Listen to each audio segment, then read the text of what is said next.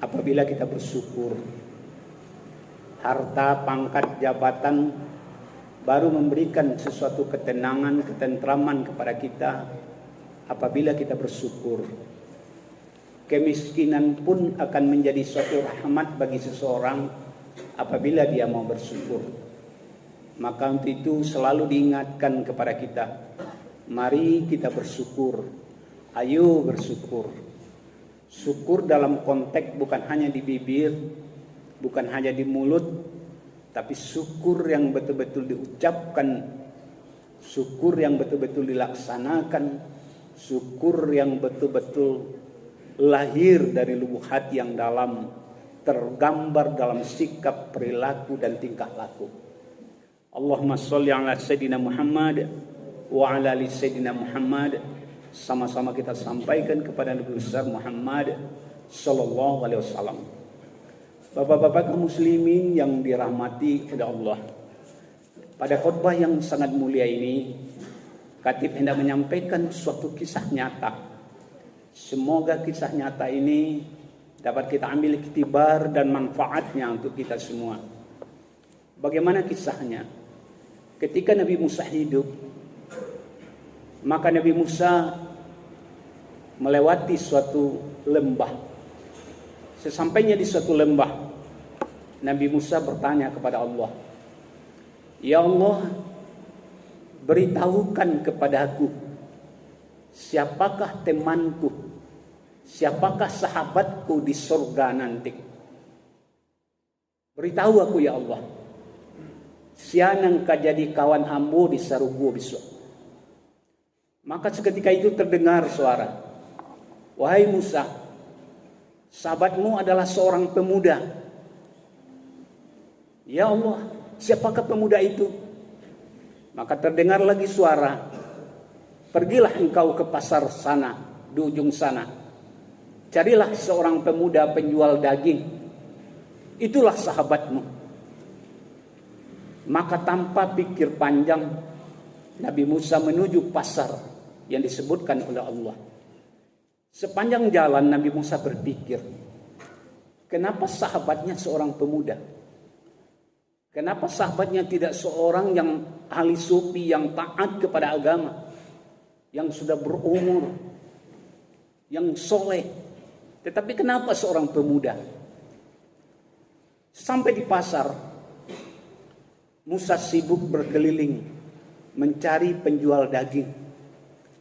Ternyata rata-rata penjual daging itu adalah orang-orang yang sudah berumur, sudah tua, sudah 50 tahun, 60 tahun. Sudah 4 kali, 5 kali Nabi Musa mengelilingi pasar, tak ketemu juga. Ketika sudah mau masuk sore, Nabi Musa duduk-duduklah di sudut pasar. Ketika dia duduk, dia melihat seorang pemuda yang sedang mengemas dagangannya. Maka feeling Nabi Musa langsung berkata, mungkin ini pemuda itu. Maka dia dekati. Rupanya memang pemuda itu sedang membungkus sebuah daging yang ranum, yang murah, sebesar tinju. Kemudian daging itu dimasukkannya ke dalam saku-sakunya. Setelah itu pemuda itu pergilah berjalan. Nabi Musa jadi penasaran. Mungkin ini yang dikatakan oleh Allah, teman saya di surga nanti. Maka diikutilah oleh Nabi Musa. Berjalan lebih kurang 3 kilometer dari rumah. Sang pemuda tadi berbeloklah masuk ke dalam sebuah gubuk. Sesampai di tepi gubuk, sang pemuda dengan riangnya menyapa, "Ibu, aku sudah pulang. Ibu, aku sudah pulang. Mungkin ibu sudah lapar ya?" Nabi Musa terus menguntiti dari belakang. Sesampainya di dalam gubuk, diambilnya daging yang ada dalam saku-sakunya, daging merah, daging padat, daging yang ranum, yang sebesar tinju. Kemudian diiris-irisnya kecil, dipotong-potong kecil. Kemudian anak muda tadi berkata, "Ibu, tunggu sebentar ya, dagingnya saya masak dulu." Kemudian direbusnya daging itu. Setelah direbusnya dagingnya, didinginkannya, "Ayo Bu, kita makan." Maka Dibukanya lah ada sebuah tempat tidur yang hanya beralaskan kulit domba, kemudian tertutup dengan sebuah layar. Dibukanya lah tutup itu, kemudian digendongnya lah yang disebut namanya ibunya. Kemudian apa yang dilakukan oleh pemuda? Daging yang telah dipotong-potongnya sebesar ampuh tangan tadi, dikunyahnya, digigitnya sampai kecil, sampai lumas, kemudian dimasukkan ke dalam mulut ibunya. Kemudian habis ditelan oleh ibunya, diambil lagi daging, dimasukkan lagi ke dalam mulut ibunya. Itulah yang dilakukan oleh pemuda tadi sampai daging tadi habis. Tetapi setiap ibunya selesai menelan satu potong daging, ibunya selalu angkat tangan. Selesai dikasih daging, ibunya selalu angkat tangan.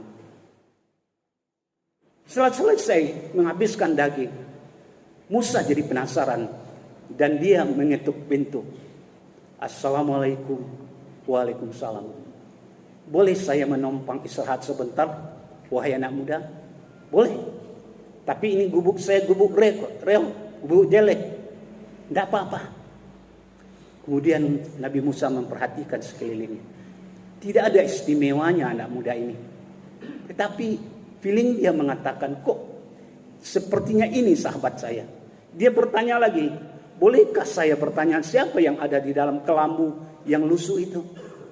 Maka dijawablah oleh anak muda itu adalah ibu saya. Ibu kamu? Iya. Kenapa dia di dalam?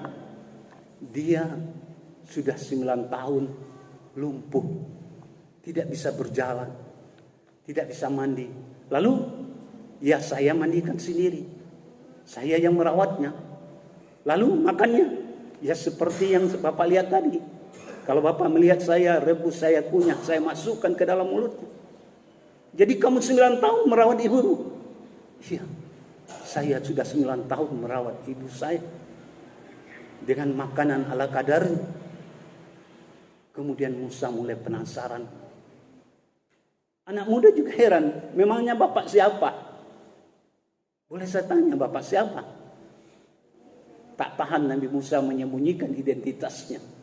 Maka dikatakanlah, aku adalah Nabi Musa. Hah? Nabi Musa? Benar ini Nabi Musa? Ya, aku adalah Nabi Musa. Ibunya yang terbaring lemas 9 tahun di dalam kelambu, tanpa sadar mendengar yang datang di pintu itu adalah Nabi Musa. Langsung ibunya bangkit. Ibunya yang tak bisa bergerak, tak bisa duduk, langsung bangkit. Musa, Musa, wahai anakku, mana Musa, mana Musa? Aku mau ketemu Musa. Lantas ibunya bergerak merangkak. Sampai di depan pintu dilihatnya Musa berdiri, dirangkulnya Nabi Musa. Menangis-nangis dia di hadapan Nabi Musa. Mencium-cium tangan Nabi Musa, mencium kaki Musa. Sang anak jadi heran. Ibu, kenapa ibu? Ada apa ibu? Kok mencium-cium Nabi Musa, merangkul Nabi Musa? Kok ibu tiba-tiba bisa berdiri? Ada apa bu? Maka diceritakanlah oleh sang ibu. Wahai anakku, engkau telah merawatku 9 tahun lamanya dalam keadaan lumpuh. Ya benar. Dan engkau tahu, setiap engkau masukkan daging ke dalam mulutku, dan aku tengadahkan tangan, aku angkat tangan, tahukah engkau apa yang aku doakan? Tidak bu. Katakan bu, apa yang ibu doakan? Yang aku doakan adalah hanya satu. Ya Allah, jadikanlah anakku, jadikanlah kamu sebagai sahabat Musa di surga. Jadikanlah ya Allah. Hanya itu yang aku minta. 9 tahun aku meminta supaya kamu dijadikan sahabat Musa di surga, teman Musa di surga. Hari ini ternyata Musa datang ke pondok ini, ada di depan pintu ini, bertemu dengan ibu. Betapa tidak bangganya ibu, betapa tidak luluhnya hati ibu mendengar itu. Maka Musa pun meneteskan air mata. Anak pun meneteskan air mata. Dan tak lama setelah itu, sang ibu pun meninggal dunia. Bapak-bapak kaum muslimin yang dirahmati oleh Allah. Allah berfirman, wa wassaynal insana biwalidayhi hamalathu ummuhu wahnan ala wahnin wa fisaluhu fi amaini an ishkur li walidayhi ilayyal masir. Mengabdilah kamu kepadaku dan berbaktilah kepada kedua orang tuaku. Setelah kita mengabdi, beribadah kepada Allah, tetapi jangan lupa dibawa Allah itu kepada ibu bapamu, kepada ibumu. Anak muda menempatkan orang yang dia harus tempat pengabdiannya adalah ibunya. Ibunya miskin. Ibunya tidak punya apa-apa, lumpuh 9 tahun. Apa yang bisa dilakukan oleh seorang orang yang lumpuh? Tetapi jangan salah. Ternyata si ibu yang lumpuh bisa memberikan surga buat anaknya. Ibu yang miskin bisa memberikan surga untuk anaknya. Bagaimana ibu bisa memberikan surga? Doa ibu adalah doa yang mustajab. Doa ibu langsung didengar oleh Allah Subhanahu wa ta'ala. Doa ibu adalah kekayaan yang melebihi isi langit dan bumi. Begitu hebat dan dahsyatnya doa ibu. Begitu luar biasanya doa ibu. Meskipun ibu kurang harta, kurang uang, miskin, tidak punya apa-apa, tetapi anak muda tadi tidak pernah menganggap ibunya orang yang harus dipinggirkan, orang yang harus disisihkan, atau orang yang harus dilecehkan. Tetapi dimuliakan oleh anak muda tadi. Maka seluruh malaikat mendoakan anak muda. Ketika sang ibu mengangkat tangan, ya Allah, jadikan anakku sahabat Musa.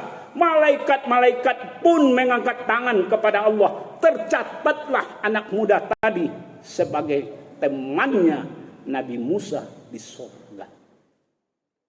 Bapak-bapak kaum muslimin yang dirahmati oleh Allah. Betapa besar hikmah yang bisa kita ambil dari kisah ini. Jangan berpikir memberi dari seorang ibu itu harta. Kalau banyak uang ibu kita, banyak hartanya, kita sayang. Kalau dia miskin, dia lemah, dia lumpuh, kita taruh di panti jompo.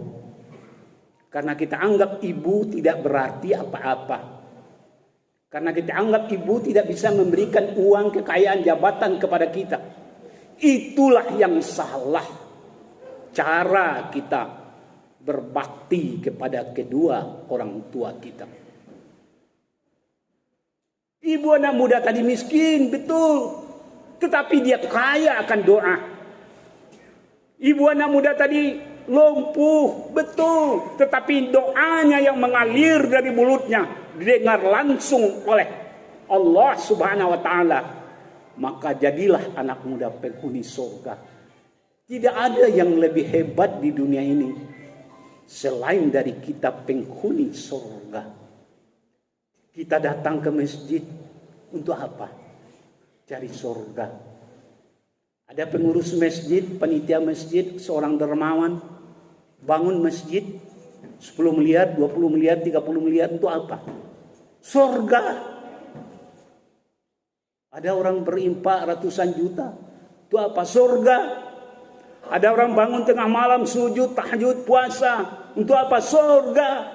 Hari ini surga-surga itu ada di dekat kita. Ada di samping kita. Ada di depan kita. Lalu kenapa kita membuang surga-surga itu? Padahal doa kita minta surga dunia, surga akhirat. Rabbana atina fid dunya hasanah wa fil akhirati hasanah wa qina azabannar. Itu doa kita. Itu yang selalu kita panjatkan. Lalu ketika ada surga, ibu yang lumpuh, ibu yang tidak berdaya, ibu yang lemah, kenapa kita buang surga? Kenapa kita sisihkan ibu kita? Kenapa tidak kita semakin sayang kepada ibu kita? Justru semakin sakit ibu kita, semakin terbaring dia di tempat tidur, semakin susah dia, semakin berak dia di atas tempat tidur. Dan kita yang membersihkan beraknya, semakin besar surganya untuk kita. Semakin besar pahalanya untuk kita. Maka untuk itu, mintalah selalu doa kepada ibu.